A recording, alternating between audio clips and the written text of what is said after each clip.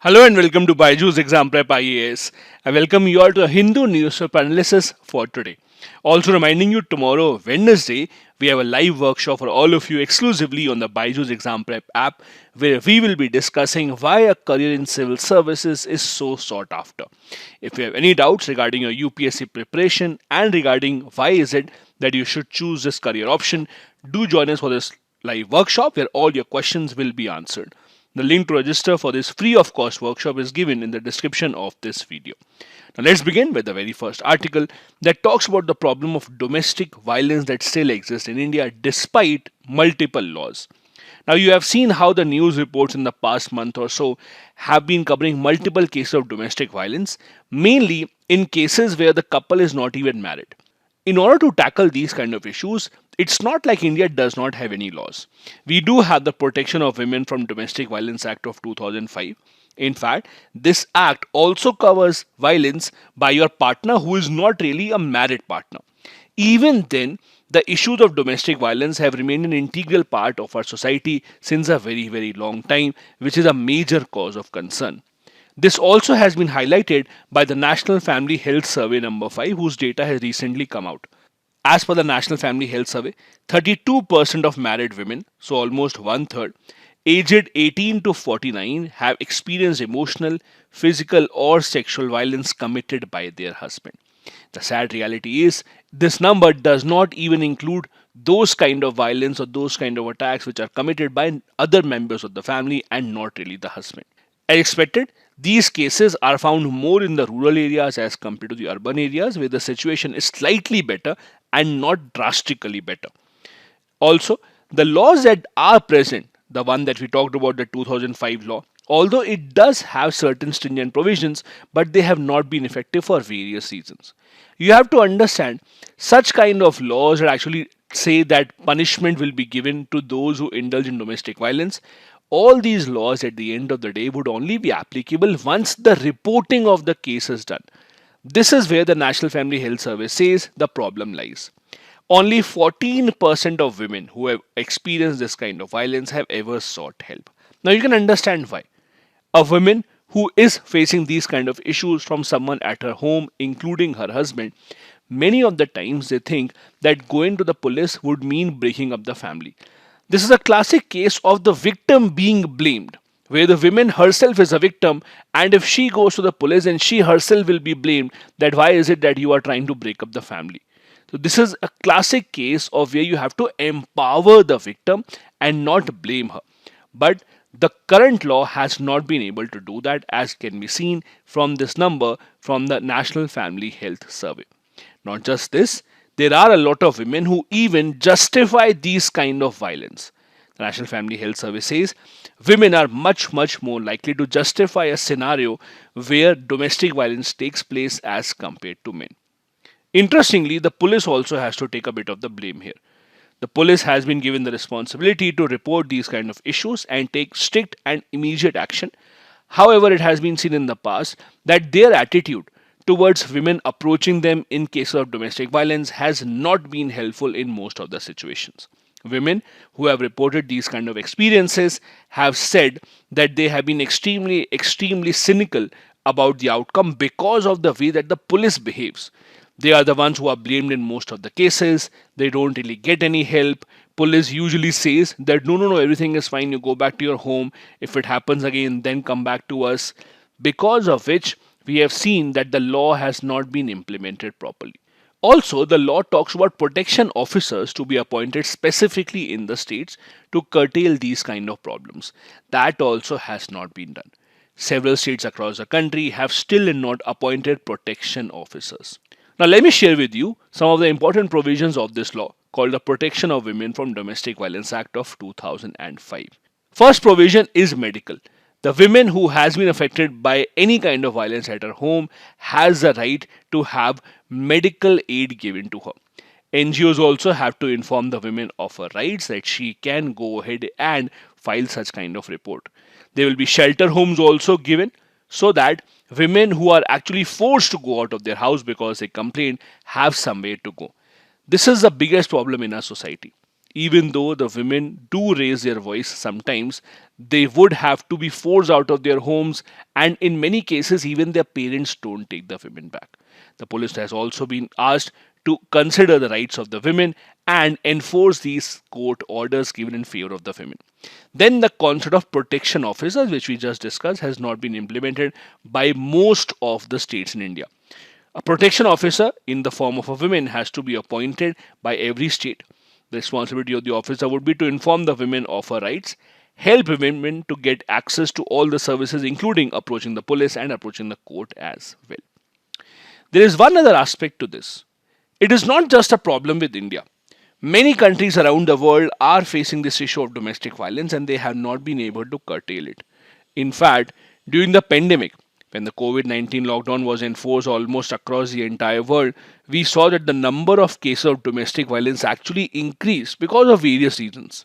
Maybe the frustration due to loss of job, economic problems, the spouses having to spend more time together, many other issues coming out which were not discussed earlier. All these issues around the entire world have actually led to more and more cases of domestic violence against women coming up, especially during the COVID-19 pandemic. So the pandemic was extremely tough on women specifically for various reasons and not just the COVID infection.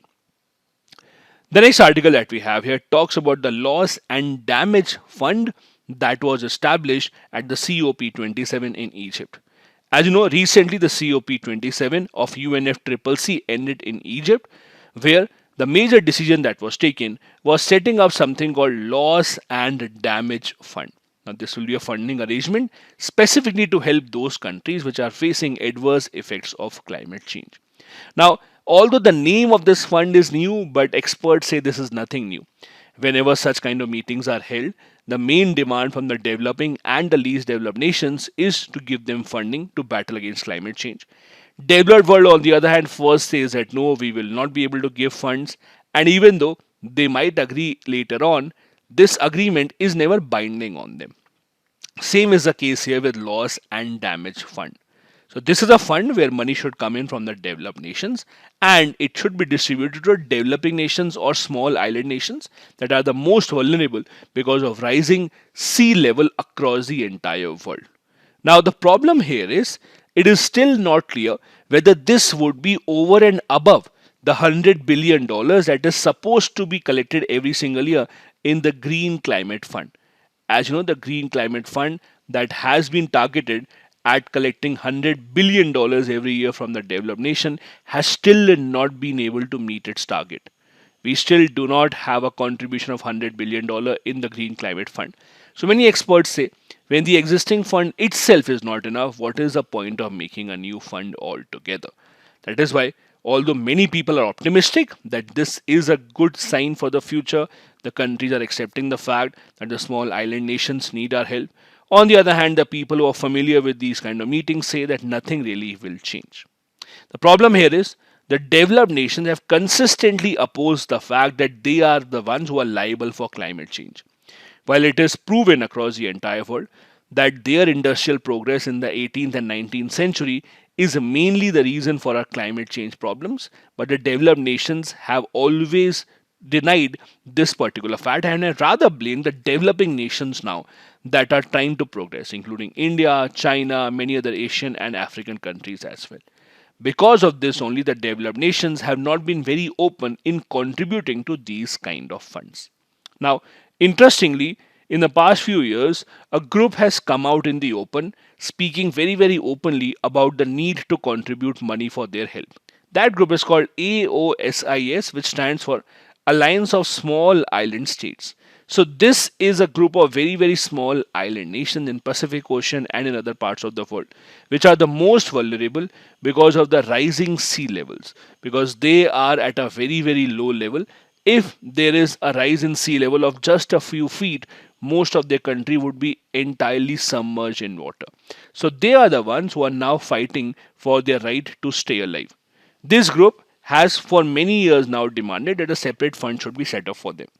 In fact, they were demanding that we should establish an international insurance pool where money should be coming in from various nations. How? Money should be coming in related to the contributions to emissions in the year. So in 1 year, how much emissions do you actually have from your country? Related to that, you should contribute. And 50% of the money should come in relative to your gross national product as compared to your emissions. So this is their idea, that the nations who are now polluting should give the money to this fund. Now, who are the nations who would be unhappy with this? Nations such as India and China would obviously be unhappy with this, because this kind of a fund does not take into consideration the historical responsibility of the developed nations.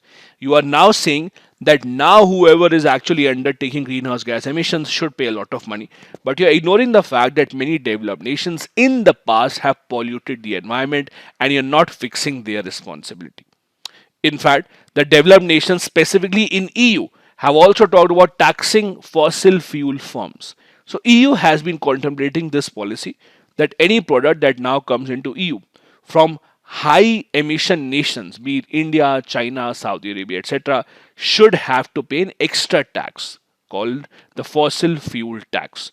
This would affect countries such as China, India, Saudi Arabia, Iran, Brazil, South Africa. This again proves the fact that the developed nations are not ready to accept that they had a major role to play in where we have landed right now. And unless they accept that, it would be very difficult for the nations to come together and actually make any progress. This is just a few examples of the small island nations that form the group of AOSIS that have been demanding extra money, because they are the ones who are at a big danger for climate change. Also, the loss and damage fund that has come into being. This actually has been contemplated starting from the 1990s itself. That is, the least developed nations have come together and have said that the other nations owe them money, the rich nations especially should contribute money because of the loss and damage that they are facing. It was in Warsaw International Mechanism on Loss and Damages that was founded in 2013 without funding after extensive pressure from developing nations. However, it was in the last COP, that is 2021, where a 3-year task force was established to create funds for loss and damage. Now, it is said that in COP 28, that is the next year, we'll finalize this mechanism. One more year has been given for the nations to work out how exactly will the money come into this fund.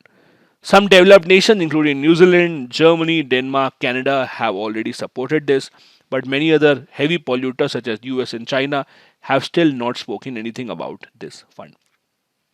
There's also one interesting aspect about climate change debate.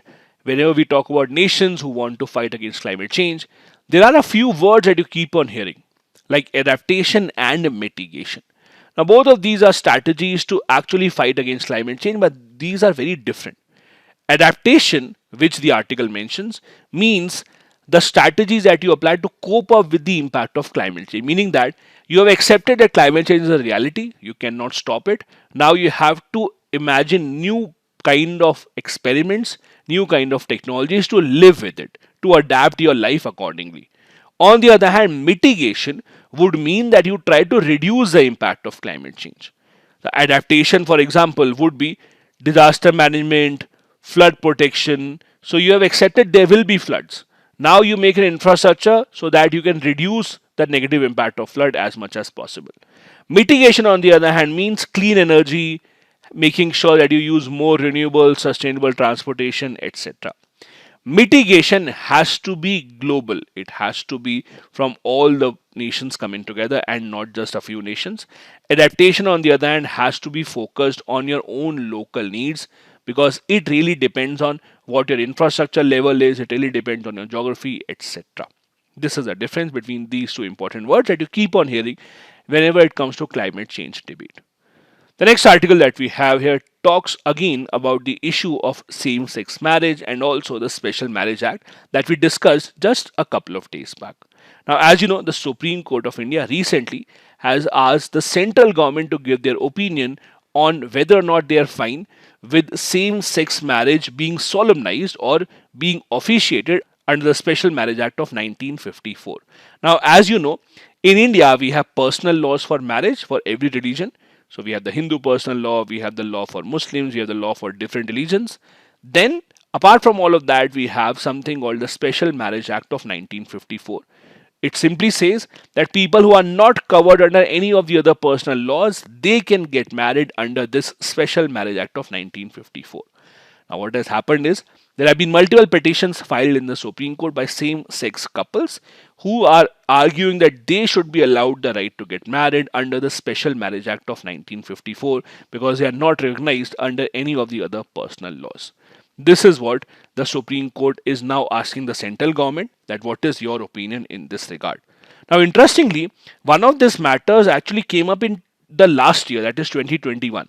The central government did not really want to take a stand on that, and they had requested the Supreme Court to delay the hearing because of the COVID-19 pandemic second wave that was going on, and the matter was delayed.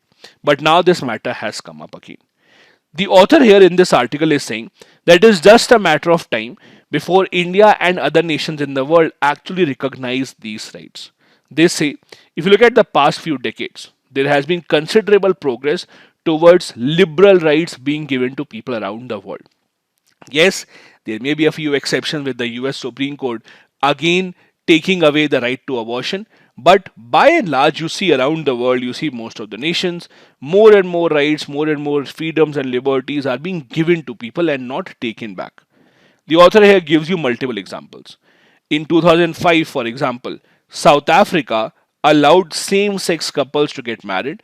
In fact, they asked their parliament to amend the constitution within 12 months to include the word spouse apart from husband and wife in their law.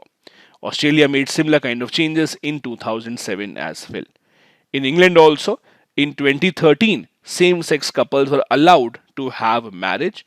In 2015, US Supreme Court also did the same. There are multiple other examples.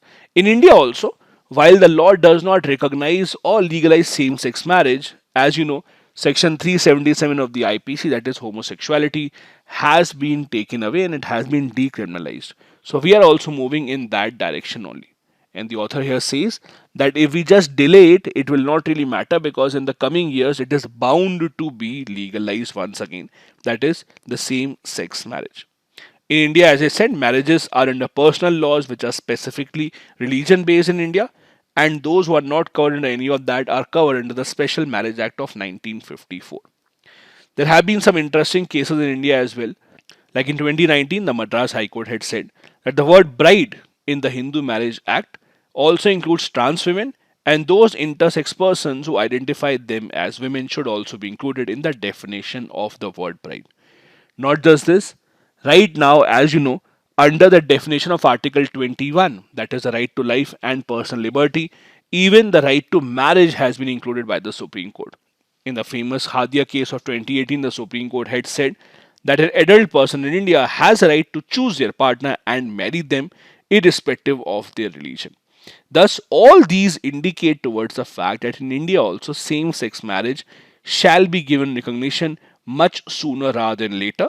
So it is better that the government itself now comes ahead and gives it the go-ahead rather than just delaying it down the line.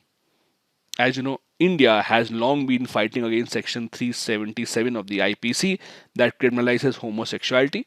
The most interesting part is the British, who actually gave this law to us at the time of our colonialism, they themselves have removed this law from their own country. But we have still continued the colonial era law for a long, long time. There have been multiple petitions filed in the Supreme Court specifically for this issue.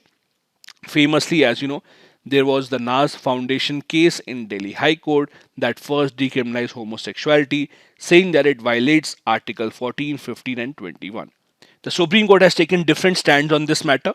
First, in 2012, they reversed the High Court judgment, saying that the Parliament should do that and we don't have the right. But since the Parliament did not pass a bill, Supreme Court in 2018 itself went ahead and decriminalized homosexuality. But again, they have never made it clear whether or not the intersex marriage will be allowed in India or not. Now, there is one other interesting point of view here that you must understand. See, there are a lot of issues on which the political parties prefer not to make any laws either for or against, because they are more worried that some people in India would like it, others will not. As a result of which, they stand to lose their vote base irrespective of whichever kind of law that they make. So what happens is, these kind of laws where the political parties think that people have very, very strong views, they usually leave it to the court to decide. so that they can say, see, we did not decide anything. If you like the law or don't like the law, take it up with the Supreme Court. Please don't blame us for that. So it's more of a strategy to stay silent rather than the government actually ignoring it. The governments don't ignore these kind of important issues. Just that they take this decision that it would be politically beneficial for them for the courts to decide that rather than the government taking a stand on this matter, because this can backfire. And this seems to be one of those issues only. The next article that we have here is about the Home Ministry telling the Supreme Court of India that right to religion does not include the right to convert. Now, the interesting part is this is nothing new because this has been told by the Supreme Court itself in the past. The Home Ministry had said that right to religion under Article 25 does not include the right to convert other people to a particular religion, especially through fraud, deception, coercion, allurement. Allurement means promising something in return. That you convert to my religion, I'll give you this much money, this property, etc. The ministry said that yes, you have the right to propagate your religion, but propagation of religion does not include the right to convert others to your religion. And the central government even said that they are trying to curb this problem of large scale illegal conversion happening in India for a long time. Now, I'm sure you already are much aware of the status of religious conversion laws in India. They have been a topic of great debate in India. At the central government level, we don't have any such law. But at the state government level, we have seen multiple state governments in the past few years bringing such kind of laws. As per Article 25, people in India have the right to freedom to profess, propagate, and practice their religion, but that does not include the right to forcefully convert someone against their wishes. In India, as I told you, there is no central law that restricts religious conversions. However, there have been multiple occasions when such bills have been introduced, but they have never really passed in the parliament. In 2015 also, the Union Law Ministry had said that Parliament does not have the legislative competence to pass an anti-conversion laws. But various states have already done this. Odisha was the first one to bring such a law in 1967. Gujarat has done this. We have Jharkhand, Uttarakhand, Karnataka. All these states have passed such a law. For example, what these laws say, let's say there are two people of different religions who want to marry. Let's say Hindu and a Muslim want to marry. It does not really ban any of these kind of marriages. The provisions are that if you have to undertake a marriage between people who belong to different religions, they first have to inform the authorities, the DM for example. The district magistrate would then conduct a background check and they would actually see whether one of the people are being forced to marry or not. The DM has to make sure that no one is being forced to marry into some other religion. Once the DM approves it, then you can go ahead and marry. So this is a kind of a law that has been made in most of the states. It does not say that inter-caste or inter-religion marriage is not allowed, just that they ask you to first inform the authorities beforehand, in some cases 1 month before or 2 months before in certain cases, so that they can undertake a background check. As I said earlier, the Supreme Court in the past had already said that right to religion doesn't mean the right to convert others to your religion. This was said in 1977 in the famous case of Reverend Stanislaus versus the Madhya Pradesh state. The Supreme Court had said it should be remembered that Article 25 guarantees right to conscience to every citizen and not merely followers of one particular religion. And thus there is no fundamental right to convert any other person to one's own religion in India. The next article that we have here is the central government's plans to document the cultures, social practices of indigenous tribal societies in India. Now, as you know, India is blessed to have a large tribal population that is blessed itself to have a large reserves of their knowledge accumulated over the years. Now, the sad part is in India, we have not really made a proper documentation of tribal communities and the different types of rituals that exist in the tribal communities since our independence. We are still dependent on all that data, all the documentation being done by the British. Now, the National Commission for Scheduled Castes, along with the Union government, is planning for re-documentation of cultures and social practices of these indigenous tribes. The president of the country also made a statement recently in a function saying that the tribal society has a lot of very important knowledge that has been passed on from communities to communities through songs, oral stories, etc. The president also said that the knowledge of these communities should be included in the Indian knowledge system, and the national education policy is also focusing on the same.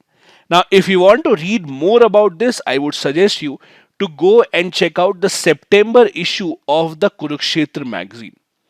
September issue of the Kurukshetra magazine is specifically themed on this only, the tribals in India and that knowledge that the tribals hold in India.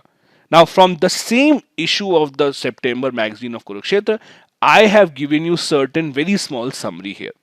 Now, this magazine tells you the indigenous knowledge system, or IKS basically, is a system of knowledge that has been inherited by the Adivasis from generation to generation. There are very interesting examples. For example, because of noticing this for many generations, now they have found out that if a part of the twig which the crow carries in its beak while flying to build the nest, as you know, birds, crows, etc., they carry small twigs or basically very dry grass in their mouth so that they can accumulate that and collect that and build a nest. So the part of the twig which the crow is carrying in their beak while flying, if it is longer on the right side, it means there will be good rainfall in the monsoon, otherwise it will be the opposite, and this has been proven. Similarly, it has been known that the crows vacate their nest with the monsoon rain just being a day away. So when you see the crows vacating their nest, you know that the monsoon rains will be coming in the next 24 hours. The big problem that we are facing is the commercial exploitation of such knowledge, which has been done by people who want to make money out of this. So biopiracy has become a big issue, because this knowledge, which can be used by many people at a large scale, is now being restricted to a few people who can actually afford to pay for this. This indigenous knowledge system of the tribal has also been recognized outside India as well. That is why we have something called the UN Declaration on the Rights of Indigenous People. It is an international instrument on the rights of indigenous people that establishes a universal framework to ensure their survival, dignity, and their right to exist in the situation, in the condition that they want. They also are running a program called LINKS, LINKS, launched in 2002. This stands for Local and Indigenous Knowledge System Program. It aims to empower local and indigenous people in various aspects of environmental management by mobilizing the unique knowledge that they have accumulated over the multiple centuries. Our national education policy of 2020 has also included this aspect of taking in as much knowledge as possible from the indigenous tribal people and making it a part of our education system so that we can trust the Indian way of doing things rather than learning from the Western civilization, because we are much richer in terms of culture and heritage. These were the most important articles on the Hindu newspaper today. Now, a couple of practice questions. Number one, the indigenous knowledge system of the tribal community needs to be preserved and propagated. Suggest ways to ensure the same. Second, India needs to look beyond binary genders. Do you agree? Analyze. Both these questions have to be answered within 250 words each. As I said earlier as well, you can use a BYJU'S Exam Prep IAS answer writing portal to post your answers there. And you can check each other's answers and give feedback and learn from the same. Thank you so much for watching the video. Have a good day ahead.